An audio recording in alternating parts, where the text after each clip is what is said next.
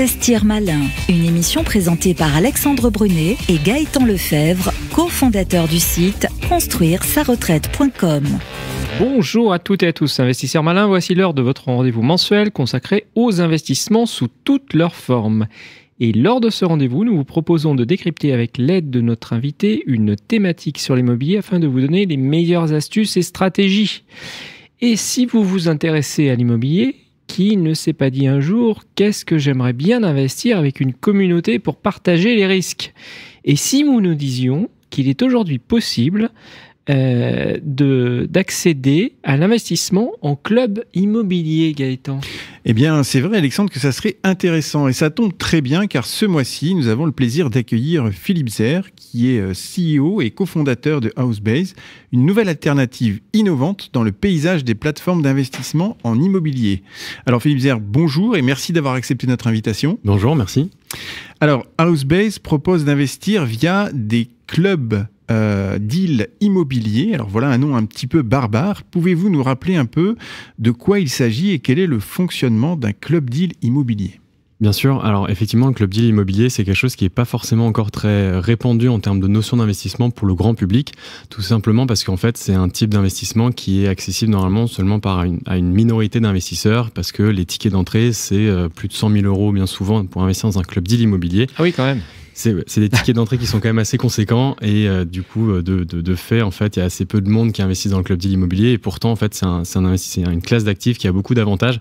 En fait, le club deal immobilier, c'est tout simplement des gens qui investissent conjointement dans un projet. Donc, c'est des investisseurs qui vont se mettre ensemble, qui vont mutualiser leurs ressources dans l'idée et dans l'objectif. Et partager les risques. Et partager les risques, en fait, comme objectif d'accéder à des biens immobiliers qui sont inaccessibles auprès du grand public. Bon, là, dans l'exemple, effectivement, si 10 personnes se mettent autour d'une table et investissent chacun 100 000 €, ils ont rapidement des biens assez intéressants dans lesquels ils peuvent investir. Et en fait, toute l'idée, avec Housebase, c'est en fait de rendre accessible l'investissement en club deal immobilier, mais non pas avec des tickets de 100 000 €, mais plutôt avec des tickets de 100 €. Alors justement, donc c'est parfaitement clair, mais finalement, ça reste une solution pour les personnes avec des moyens assez importants. La notion de club deal immobilier, 100 000 € vous évoquiez. Donc sur votre site, vous assurez que cet investissement sera accessible à tous. Comment est-ce que vous réalisez ce tour de force ? Vous évoquez 100 €, mais bon, il va en falloir beaucoup, non ? Alors, 100 € c'est le minimum, parce qu'en fait, si vous voulez, nous, on a développé vraiment toute une technologie et une infrastructure qui nous permet en fait de pas avoir de minimum de souscription en fait dans nos projets. Donc en fait, comment ça marche avec Housebase pour investir dans un club deal, c'est que en fait, Housebase va sourcer et structurer les meilleurs club deals immobiliers qu'on voit passer. Donc on a tout un réseau pour aller sourcer les meilleures opportunités d'achat-revente. Donc les types d'opportunités, on y reviendra. Mais en fait, on va sourcer la meilleure opportunité et ensuite après, on investit en fonds propres et pour compte propre dans l'opération. Donc c'est nous qui allons monter le club deal et ensuite dans un temps 2, on ouvre la possibilité d'investir à nos côtés, donc auprès de notre communauté, et notre communauté peut investir avec nous à partir de 100 €, mais effectivement les tickets moyens d'investissement chez Housebase ne sont pas du tout à 100 € et en fait on a toute une panel d'investisseurs, mais surtout des gros tickets qui viennent historiquement du club deal, mais on a cette possibilité là de rendre ça accessible à tout le monde. Alors, si je suis investisseur, finalement, quels sont les éléments différenciants qui peuvent me faire passer par Housebase plutôt que une plateforme de crowdfunding qui a pignon sur rue depuis plusieurs années, car finalement, votre solution, elle est quand même assez proche du crowdfunding. Alors, sur le papier, on dirait que c'est une solution assez proche, mais on est fondamentalement différent de l'offre de crowdfunding immobilier. En fait, c'est une offre, je dirais, complémentaire au crowdfunding. En fait, il faut déjà bien comprendre ce que c'est une plateforme de crowdfunding immobilier. Donc, une plateforme de crowdfunding, c'est un intermédiaire de financement. Donc, c'est une plateforme qui va mettre en relation des investisseurs, vous, moi, qui souhaitez investir dans un projet, et des porteurs de projets qui portent des projets de promotion immobilière ou de marchand de biens et en fait, qui ont un besoin de financement. Et en fait, cette plateforme-là, elle va vraiment mettre en relation ces deux mondes, les investisseurs et les porteurs de projets. Mais ensuite, la plateforme, elle ne sera pas partie prenante de l'opération, tout simplement parce qu'elle n'en a pas le droit. Et ce qui est une bonne chose, c'est qu'elle est intermédiaire de financement, donc elle ne peut pas être bénéficiaire effective des sociétés qui sont créées, qui portent l'opération. Elles n'ont pas le droit d'avoir un droit de contrôle sur l'opération. Et donc, ce qui ne permet pas en fait, à la plateforme de crowdfunding de suivre vraiment de façon même d'être partie prenante et d'être intégrée dans le projet, soit en rentrant au capital de la société, mais en tout cas et où en suivant vraiment au quotidien les comptes de la société, ce qui se passe dans la société et pour le projet. Et en fait, nous, on a pris une direction complètement différente, c'était de dire on veut être partie prenante, on veut être le tiers de confiance qui va investir aux côtés de nos investisseurs, parce qu'en fait, avant même de proposer l'investissement sur notre communauté, auprès de notre communauté sur notre plateforme, on investit en fonds propres dans l'opération. Donc voilà, on est vraiment du coup investisseur, co-investisseur aux côtés des gens qui investissent avec nous, et on est partie prenante. Donc soit on va rentrer au capital de la société qui va faire l'opération, soit c'est nos propres opérations qu'on va financer avec notre communauté. Ok. Très bien. Alors, parlons chiffres, car nos auditeurs sont avant tout des investisseurs sur Investir Malin. Donc, quelle rentabilité moyenne peut-on atteindre sur les projets que vous sélectionnez ? Je veux dire, finalement, est-ce que la rentabilité n'est pas plus faible pour permettre aux investisseurs les moins fortunés d'investir ? Alors la réponse est non. En fait, pour la première réponse à votre question, donc les niveaux de rentabilité qu'on peut atteindre avec l'investissement en club deal avec Housebase, on est aux alentours de entre 10 et 11% de rendement annuel cible. Donc ça c'est assez, je dirais même on peut faire des parallèles avec les plateformes de crowdfunding. Et après à votre deuxième question, c'est Elles sont de moins en moins à 10. Elles sont de oui, alors il y a effectivement il y a un peu une inflation sur le rendement, mais il peut y avoir demain un retournement qui fera que quand les banques reviendront sur le devant de la scène, la situation serait un peu différente. Et donc l'autre question, c'est est-ce que on a les mêmes droits ou les mêmes opportunités quand on est un petit investisseur versus un gros investisseur chez Housebase ? Alors oui, on propose des projets d'investissement auprès de notre communauté qui viennent de conseillers en gestion de clients, qui viennent de conseillers en gestion de patrimoine, qui ont des surfaces financières importantes et qui mettent des tickets de plusieurs dizaines voire centaines de milliers d'euros dans nos projets. Mais en même temps, vu qu'on a développé cette technologie qui permet d'automatiser toutes les collectes, et on a vraiment envie de rendre accessibles ces placements-là, un petit investisseur n'aura pas de différence sur un projet donné par rapport à un gros investisseur. Et puis c'est aussi très malin parce que ça donne l'envie aux petits investisseurs d'aller de plus en plus vers d'autres investissements. Effectivement, on peut les accompagner avec des petits tickets sur les premiers projets, et après effectivement on voit une augmentation significative des tickets après plusieurs projets. Alors 10%, là on a évoqué, c'est une rentabilité qui est assez incroyable par les temps qui courent. Finalement, comment vous rémunérez dans cette affaire ? Parce qu'on a compris que vous étiez partie prenante, mais bon, vous n'êtes pas philanthrope, donc l'objectif effectivement c'est d'attirer des investisseurs de tous bords, on va dire, mais il faut quand même que vous réussissiez à survivre. Effectivement, alors nous on va se rémunérer principalement du côté porteur de projet. En fait, on facture un forfait de structuration de structuration de l'opération, et c'est comme ça qu'on se rémunère principalement.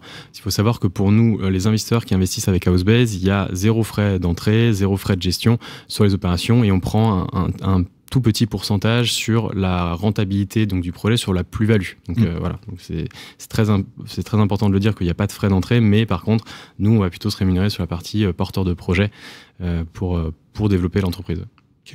Ok. Quels sont les types de supports immobiliers que vous visez pour assurer cette rentabilité annoncée ? Est-ce qu'il s'agit de supports particuliers comme pour des SCPI qui peuvent être plus ou moins teintés selon la typologie des biens, ou est-ce que vous visez quelque chose de plus large ? Alors, on n'est pas sur des investissements de type SCPI, parce qu'en fait, nous, on est vraiment sur de l'opération à opération. Vous l'avez compris, donc le club deal immobilier, c'est une communauté d'investisseurs qui se mettent sur un projet.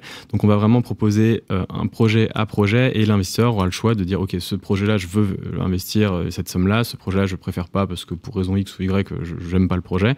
Donc, ça sera vraiment opération à opération, et on fait principalement des opérations de marchand de biens. Donc, c'est quoi une opération de marchand de biens ? En fait, c'est toute opération qui permet de faire de l'achat-revente d'un bien immobilier sur du court terme, donc en moins de 5 ans. Principalement sur Housebase, les opérations, c'est entre 12 et 24 mois maximum. Et en fait, ça va être, il y a plein de typologies de biens qu'on va pouvoir adresser. Ça peut être, on achète une maison en région parisienne, on va couper le terrain en deux, on va revendre le terrain à la découpe et revendre la maison et faire une plus-value. Ça peut être, on va acheter un immeuble en lot, on va le revendre à la découpe. Enfin, en gros, on le revend à la découpe, donc on peut faire une plus-value là-dessus. Ou des opérations un peu plus complexes où on achète un bien, un ensemble immobilier avec des changements de destination, peut-être un hôtel-restaurant qui devient résidentiel ou le contraire, avec des détachements fonciers aussi dans l'opération. Donc en fait, plus lourd. Voilà. Alors c'est plus complexe, mais pas forcément. Voilà, effectivement, c'est des opérations moins courantes pour un investisseur particulier, mais c'est pas pour ça qu'il y a vraiment beaucoup plus de risques. C'est toujours important pour nous, en fait, vu qu'on investit en fonds propres dans l'opération, d'arriver à sécuriser au maximum, à la fois d'être avec des opérateurs qui soient expérimentés, et ensuite de sécuriser au maximum l'opération, d'avoir un plan de sortie A, B, C, et de se dire ok, si ça fonctionne pas comme ça, d'avoir une marge aussi qui soit conséquente pour que derrière on puisse garantir une rémunération la plus optimale possible pour nos investisseurs et même nous en fait de sécuriser l'opération. Alors justement, on parle de sortir éventuellement. Là, si l'investisseur, pour des raisons personnelles, souhaite se retirer et récupérer sa mise, est-ce que c'est possible? Est-ce qu'il y a une liquidité de l'investissement que vous proposez? Alors à date, il n'y a pas de liquidité parce qu'en fait, on a fait le choix de partir sur des opérations très court terme, donc entre 12 et 24 mois. On considère quand même que moins de 2 ans sur des opérations immobilières, on est sur une certaine forme de liquidité de l'investissement immobilier. Donc on n'a pas en fait choisi de redévelopper en plus un marché secondaire. Parce que voilà, on se dit que sur des opérations court terme qui vont durer entre 9 mois et 24 mois, c'était pas nécessaire. 24 mois, c'est ambitieux quand vous évoquez un hôtel à reprendre et changer sa destination entre l'achat, les travaux, les retards de travaux et puis la vente des différents lots. 24 mois, ça me semble inatteignable. Alors, c'est une question d'organisation et d'expertise aussi. En fait, il y a plusieurs choses. Déjà, il y a des temps masqués. Par exemple, quand je vais vous dire une opération où là, on est en train de travailler sur une opération, effectivement, donc on achète un ensemble immobilier avec un hôtel-restaurant, il va y avoir du détachement, on va faire plusieurs lots qu'on va revendre à la découpe. Mais en fait, il y a tout un temps, il y a plein de temps masqués qui, pendant 6 mois, 1 an, on travaille sur l'opération pour sécuriser des pré-commercialisations, pour sécuriser déjà toutes les demandes préalables qu'on va faire auprès de la mairie et des services d'urbanisme. Et en fait, quand le projet il arrive sur la plateforme, ça fait déjà 1 an qu'on travaille dessus et en fait, on a maximisé toutes les je dirais les différentes étapes pour avoir un temps de portage le plus court possible. Et c'est comme ça qu'on peut arriver à des opérations. Quand vous dites ça, on est déjà en train de commencer les travaux dès le premier jour. Alors on commence pas les travaux, mais en fait on va déjà envisager qu'est-ce qu'on va faire en termes de découpe, quels sont les documents, enfin les demandes administratives qu'il va falloir faire. Et donc là typiquement un exemple, c'est un projet qui arrivera en fin d'année sur la plateforme. On aura un temps de portage de 12 mois, donc c'est même pas 24 mois comme vous disiez, c'est ambitieux. Nous en 12 mois on est très confiant sur le fait de pouvoir le porter en 12 mois. Donc c'est des opérations qui peuvent aller si vite si on est bien entouré et expert sur le sujet. Comment faites-vous pour capter les petits investisseurs ? Parce que vous avez un site internet qui est dédié à ces personnes ou une appli mobile qui permet de les toucher plus facilement. Comment est-ce que vous faites ? Alors, plusieurs choses. Déjà, effectivement, vous l'avez dit, on a une appli mobile. Je pense qu'on est les seuls actuellement qui avons une appli mobile pour investir dans un bien, dans du sous-jacent immobilier avec nous en Club Deal. Ça fait 1 an et demi qu'on a une application et on a un site internet. Donc, on peut à la fois investir sur le site internet et ou investir sur l'application. Donc, en termes d'accessibilité, on pense que c'est un vrai plus. Et après, en fait, il y a un vrai travail, je dirais, d'évangélisation à faire sur le sujet du Club Deal, parce qu'on en parlait en préambule. C'est un sujet qui est encore pas forcément, en tout cas une classe d'actifs qui est très peu connue. Le private equity est assez peu connu et peu répandu pour les investisseurs individuels, donc il y a un vrai effort de pédagogie à faire pour expliquer ce qu'on fait, d'expliquer la différence avec le crowdfunding, le fait d'être partie prenante de l'opération, le fait d'aller sur des opérations à forte marge, mais de pouvoir je dirais, les garantir au maximum en optimisant tous les sujets. Donc je pense que un des points qui est hyper intéressant pour nous, en fait, c'est d'aller travailler auprès de communautés d'investisseurs. Donc ça soit des communautés qui font des club deals, ça soit même des personnes qui créent du contenu sur les réseaux sociaux, sur Internet, qui viennent déjà démocratiser l'investissement au global, à l'immobilier. Et en fait, on fait beaucoup de partenariats avec eux pour en fait aller aussi intégrer cette notion de club deal qu'on trouve hyper intéressante dans leur thématique. Alors, on l'a vu, le sous-jacent, c'est l'immobilier. Quand on parle d'immobilier, souvent on parle de prêts bancaires. Est-ce que, justement, dans le cadre de Housebase, en fait, l'investisseur peut contracter un prêt bancaire pour investir dans un projet ? On aimerait bien pour avoir encore plus de levier, mais actuellement, c'est pas possible. C'est très compliqué, je pense, pour un particulier alors, il y a l'immobilier en direct, de faire de l'immobilier, de l'investissement locatif ou d'acheter sa résidence principale. Là, effectivement, les banques vous suivent. Ensuite, je pense quand même que la seule classe d'actifs qui peut être achetée avec du levier, ça va être les SCPI, mais ça va être une SCPI qui est distribuée par la banque, avec lesquelles ils ont des accords. Donc, c'est pas forcément un choix non plus incroyable. Donc, non, à date, on peut pas faire de levier bancaire pour investir avec Housebase. Mais c'est plutôt nous derrière où en fait dans l'opération, quand on va monter le véhicule, la société qui va monter l'opération, on pourra en fait aller chercher de la dette bancaire, donc aller chercher du levier bancaire pour en fait aller aussi maximiser le revenu de nos investisseurs. D'accord. Vous avez dernièrement réalisé une levée de fonds auprès de Business Angel. Sans entrer dans le détail, quels sont les objectifs qui vous ont été assignés à la suite de cette levée de fonds ? Parce que bon, les business angels sont d'accord pour jouer, mais encore faut-il qu'ils connaissent le résultat du jeu. Alors, connaître le résultat quand on investit dans une startup, ça reste compliqué, mais effectivement, on a des objectifs assez ambitieux donc sur Housebase, et effectivement, cette levée de fonds qu'on a réalisée l'année dernière avec nos business angels, elle nous a servi en fait à aller structurer l'équipe, parce qu'en fait, pour faire tout ce qu'on fait, à savoir avoir une technologie qui fonctionne sur différents supports, d'avoir une communauté de marchands de biens partout en France pour sourcer les meilleures opérations, et ensuite d'avoir une équipe expérimentée en interne pour aller être partie prenante, gérer les opérations, ça en fait, il faut quand même des ressources pour aller développer l'équipe.